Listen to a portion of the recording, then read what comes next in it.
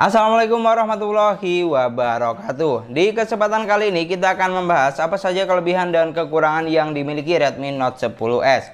Kenapa kita bahas? Karena Redmi Note 10s ini lagi rame banget dibahas. Dan nggak sedikit yang bilang kalau HP-nya ini bagus banget. Jadi pastikan kamu tonton terus videonya sampai akhir supaya kamu tambah yakin dan nggak salah pilih. Dan untuk kelebihan yang pertama yaitu desain mewah dan terlihat premium. Unit yang saya pegang ini adalah warna putih atau yang biasa disebut Xiaomi warna Pebble White. Untuk cover belakangnya menggunakan bahan polikarbonat dengan finishing yang matte atau doff. Jadi HP-nya ini nggak licin saat dipegang walaupun nggak pakai soft case. Dan nggak gampang ninggalin sidik jari juga. Desain bagian belakangnya ini cukup simpel tapi terlihat bagus. Di bagian belakang cuma ada satu buah framing kamera yang menampung 4 lensa dan satu LED flash. Cukup simpel lah pokoknya. Untuk bagian depannya pun juga nggak kalah keren. Redmi Note 10s sudah menggunakan tatanan pancol terbaru. Tapi nggak cukup di situ aja karena cuman keren aja masih belum cukup. Kenyamanan juga diperlukan di sini. Percuma kan kalau cuman keren aja tapi nggak bikin nyaman. Kayak itu tuh mantan kamu. Balik lagi ke topik utama, selain looknya yang keren, Redmi Note 10s ini juga cukup nyaman digenggam. Memiliki desain belakang yang unibody dengan ketebalan 8,3 mm dengan berat kurang lebih sekitar 178 gram aja. Jadi HP-nya ini masih sangat nyaman buat digenggam berlama-lama dan nggak berasa berat juga. Senyaman genggaman tangan mantan lah pokoknya. Untuk kelebihan yang kedua yaitu performa unggul di kelasnya. Redmi Note 10s yang saya pegang ini adalah varian RAM 8GB dengan internal memorinya 128GB yang saya beli dengan harga 3,2 juta. Dijual dengan harga segitu, Redmi Note 10s ini termasuk unggul di kelasnya. Selain kapasitas RAM dan ROM-nya yang besar, chipset yang digunakan juga sudah prosesor gaming MediaTek Helio G95 octa-core yang berpabrikasi 12 nanometer. Skor Antutu yang dihasilkan juga cukup tinggi, di angka 283 ribuan. Dengan skor CPU di angka 82 ribuan dan skor GPU di angka 92 ribuan. Digunakan buat bermain PUBG Mobile mampu menghasilkan grafik yang cukup tinggi. Smooth Extreme, Balance Ultra, SD Ultra, dan mentok sampai SDR Ultra. Dan yang saya rasakan bermain di HP ini sih cukup lancar dan enak. Pokoknya di kelas harga 3 jutaan lebih sedikit nih ya, bisa dibilang unggul lah jika dibandingkan dengan Oppo atau Vivo. Selain itu didukung dengan panel layar AMOLED juga bikin pengalaman saat main game jadi lebih enak dan nyaman. Karena warnanya bagus dan tajam. Oh iya, tapi sedikit tambahan ya, ada juga yang bilang kalau main smooth ekstrim di HP ini itu nge-lag atau patah-patah. Biar enggak miskom, alangkah baiknya kamu nonton video lengkap gaming test Redmi Note 10s ini. Tapi kalau sepemakaian saya sih emang nggak ada masalah sama sekali. Ini biar kamu tambah yakin aja, soalnya saya bukan gamer. Dan untuk kelebihan yang ketiga yaitu kamera resolusi tinggi dengan fitur berlimpah. Redmi Note 10s ini memiliki 4 lensa kamera belakang dan 1 lensa kamera depan. Untuk kamera belakangnya ada 64 megapiksel kamera utama, 8 megapiksel kamera ultra wide, 2 megapiksel kamera bokeh, dan 2 megapiksel kamera makro. Untuk kamera selfie-nya sebesar 13 megapiksel. Ingat ya, megapiksel tinggi di sini bukan buat fotonya jadi bagus banget atau bening banget, tapi lebih ke resolusi atau size gambarnya aja. Karena kalau untuk lensa utamanya ini cuma 16 megapiksel. Jadi intinya 16 megapiksel berlaku kelipatan piksel, makanya jadi 64 megapiksel. Kamera 64 megapiksel ini berguna buat kamu yang print out hasil fotonya dengan ukuran yang lebih besar. Karena kerapatan pikselnya lebih bagus, tapi kalau untuk masalah warnanya sih sama aja. Jadi foto 64 megapiksel kalau cuma disimpan di galeri ya percuma karena bakal nyimpan banyak size. Jadi istilahnya 60 megapiksel ini cocoknya buat kamu yang fotonya itu buat kebutuhan cetak. Selain resolusi kamera yang besar, fitur kamera yang ditawarkan di HP ini juga tergolong lengkap. Selain foto dan video, di sini masih ada mode profesional dan potret atau bokeh. Di bagian selengkapnya masih banyak lagi fitur penting lainnya.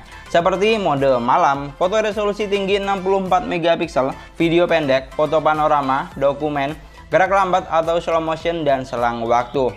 Tapi sedikit catatan ya, di sini belum ada fitur dual view video.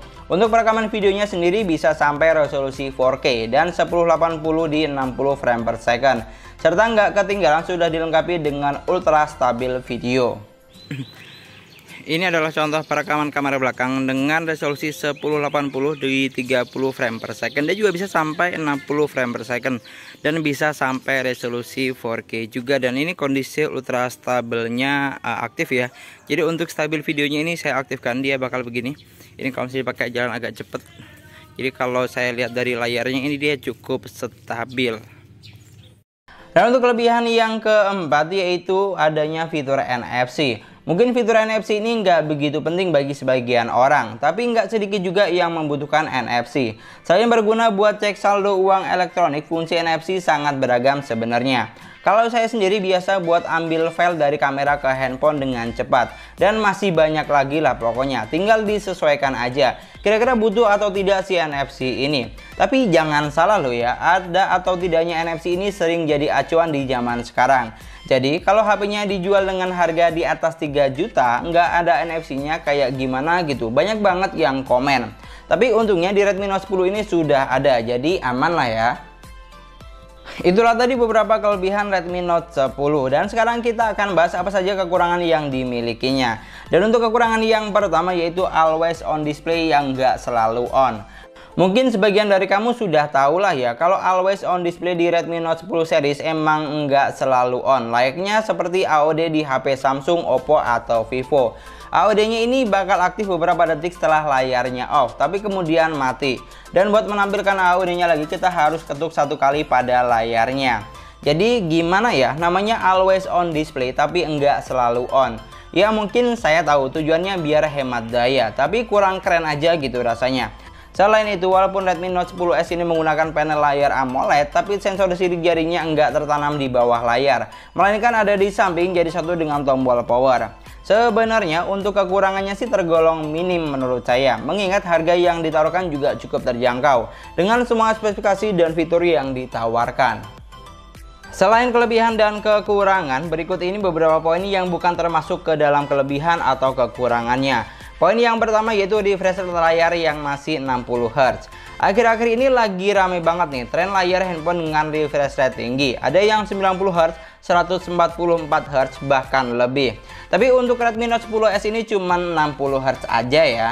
Jujur kalau saya pribadi sih nggak begitu mempermasalahkan, karena nggak ngaruh ke performa juga. Ngaruhnya cuma buat scrolling aja. Maka dari itu saya nggak masukkan ke bagian kelebihan atau kekurangan, karena baliknya ke masalah selera masing-masing aja. Dan untuk poin yang kedua yaitu belum ada perekaman dual view video. Buat kamu yang banyak banget nanyain hal ini, di sini saya tegaskan ya, Redmi Note 10s belum ada fitur dual view video. Dan satu lagi, HP-nya belum support jaringan 5G ya, cuman mentok di 4G Plus aja. Kenapa belum 5G? Alasannya sih simple, karena HP ini lebih nawarin spesifikasi atau performa yang unggul, serta kamera besar tapi dengan harga yang terjangkau. Itulah tadi kelebihan dan kekurangan Redmi Note 10s versi sesuai harga. Menurut saya pribadi, Redmi Note 10s ini emang paket komplit di range harganya. Desainnya bagus, spesifikasinya oke, performa unggul, kameranya pun juga bagus. Tapi yang jelas nggak ada produk yang sempurna, yang ada hanyalah produk yang cocok buat kebutuhan kamu. Jadi intinya semua produk pasti punya kelebihan dan kekurangan masing-masing.